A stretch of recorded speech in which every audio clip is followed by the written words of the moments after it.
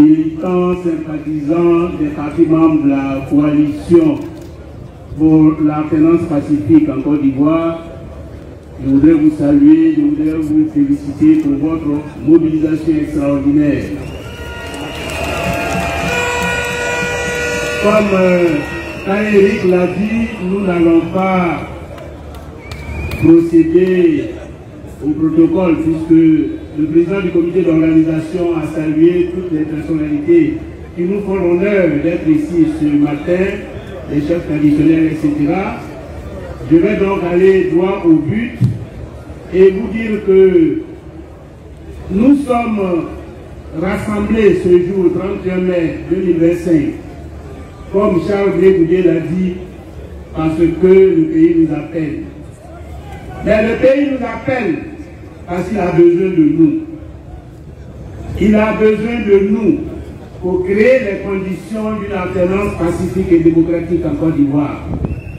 Il a besoin de nous afin que le 25 octobre prochain, tout soit réuni pour mettre fin au régime qui nous torture à l'heure actuelle. Tout soit mis en œuvre pour mettre fin à la division, pour mettre fin à l'exclusion, pour mettre fin à la corruption, à l'instrumentalisation de la justice, au détournement des deniers publics, à la caporalisation des institutions de la République. C'est pour cela,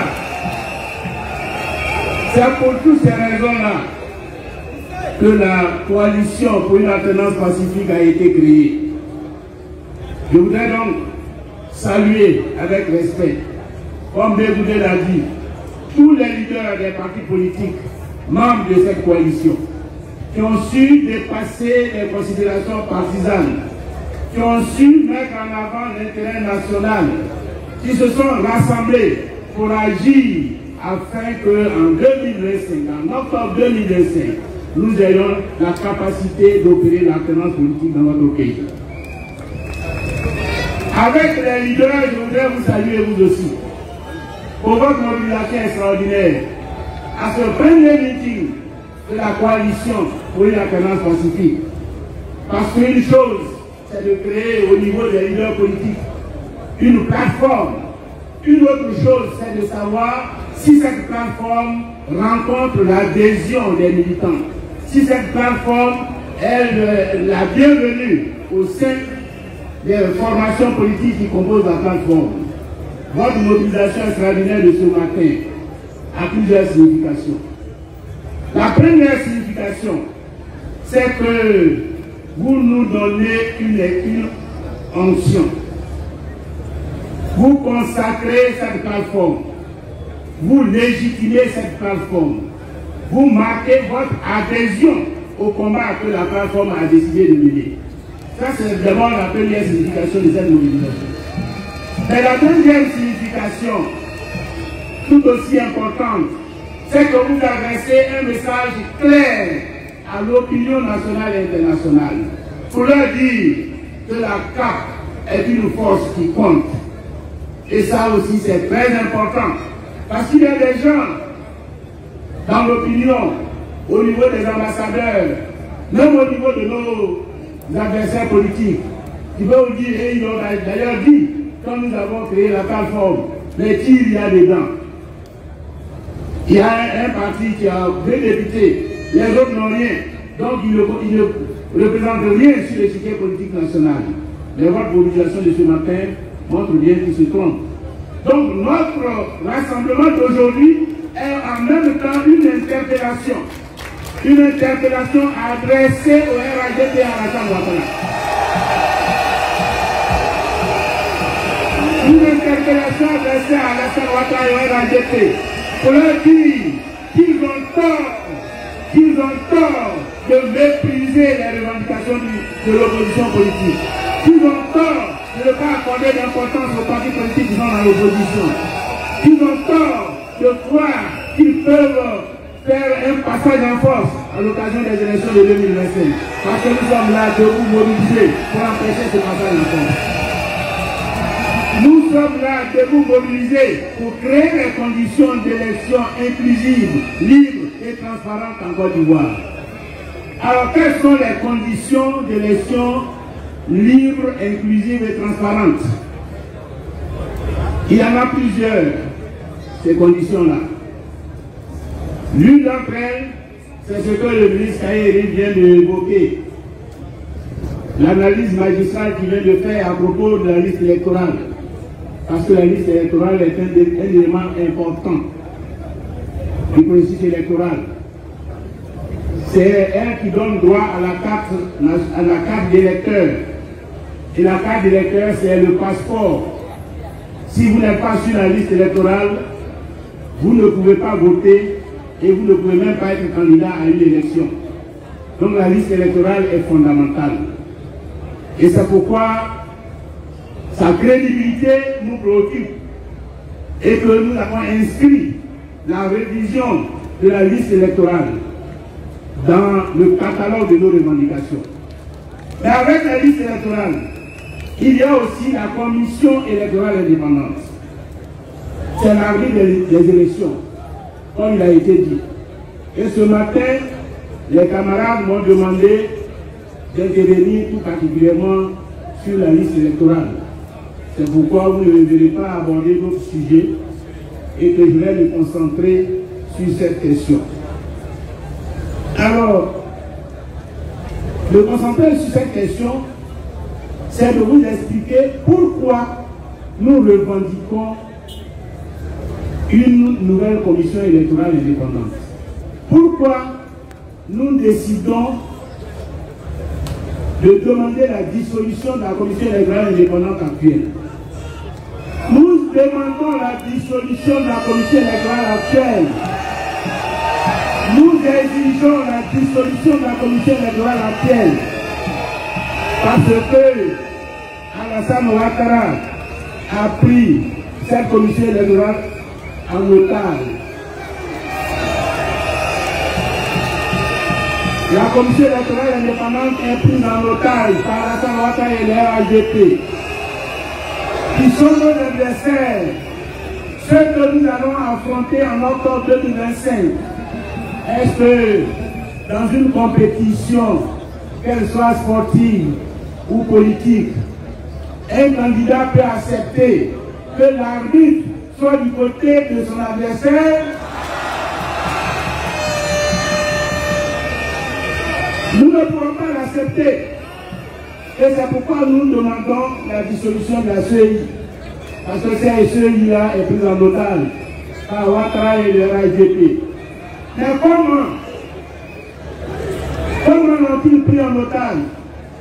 Ouattara a profité du chaos de 2011 pour asseoir une CEI à sa solde et pour verrouiller le processus électoral en Côte d'Ivoire.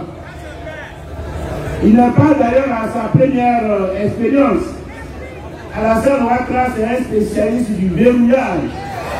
Il verrouille tout. Il verrouille tout.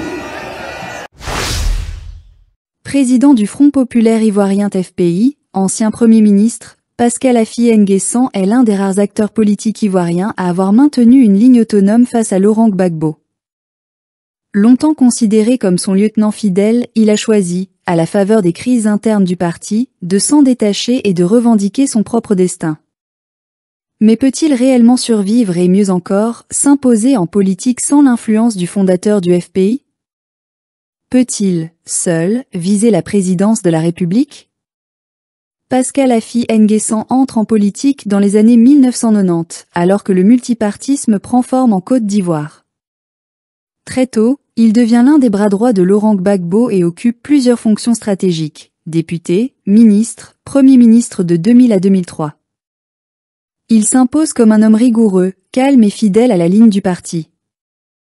Mais après la chute de Gbagbo en 2011 et son transfert à la Cour pénale internationale, Affi prend les rênes d'un FPI décapité et orphelin de son leader charismatique. Il tente alors de maintenir le parti à flot dans un contexte politique difficile. Cette période va marquer un tournant décisif. Lorsqu'il devient évident que Gbagbo ne soutient plus sa présidence du FPI, Affi refuse de céder sa place. Il va jusqu'à se battre juridiquement pour conserver le nom et le logo du parti.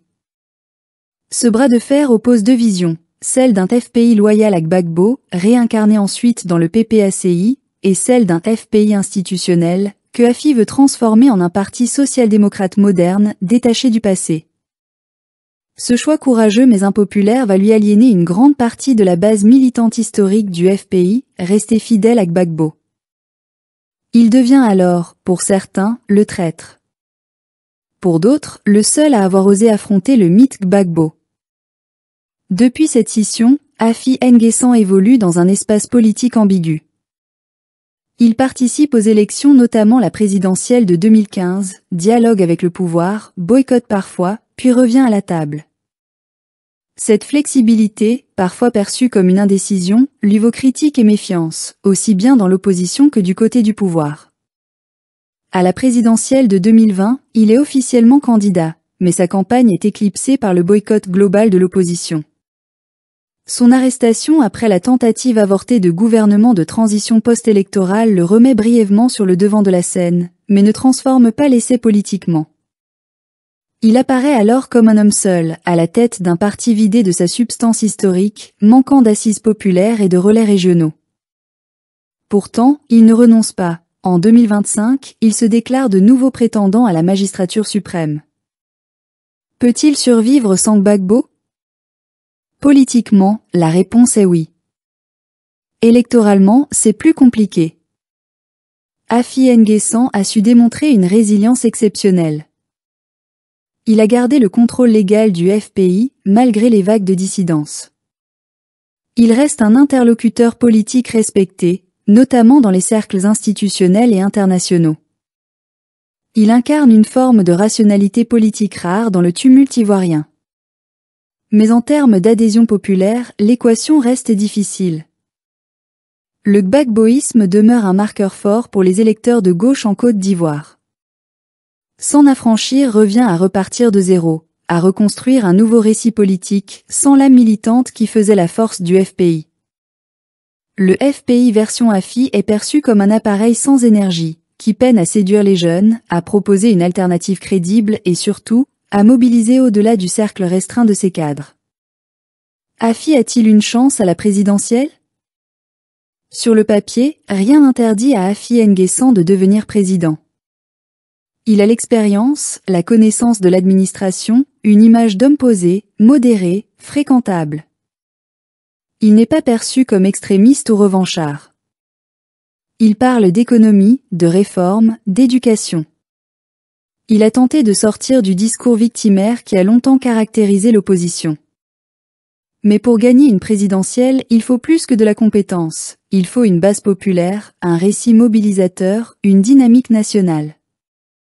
À ce jour, Afi n'en dispose pas. Il reste le candidat technocratique, sans ancrage fort, sans ferveur populaire. Quelle stratégie pour exister en 2025 ? 1. Candidat de la raison et du consensus.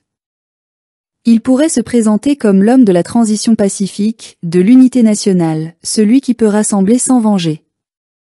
Ce positionnement peut séduire une partie de la classe moyenne, des jeunes diplômés, et des électeurs fatigués des querelles historiques. 2.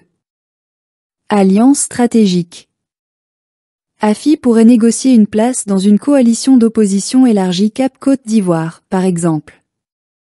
Même s'il ne mène pas le ticket, il peut y jouer un rôle essentiel, en mettant sur la table sa crédibilité institutionnelle.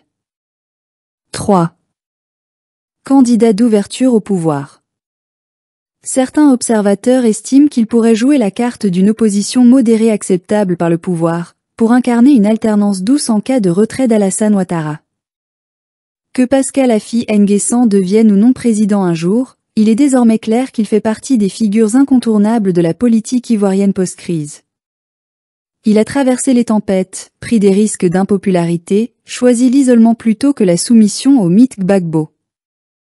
Il paie cher cette indépendance, mais elle constitue aussi son principal atout.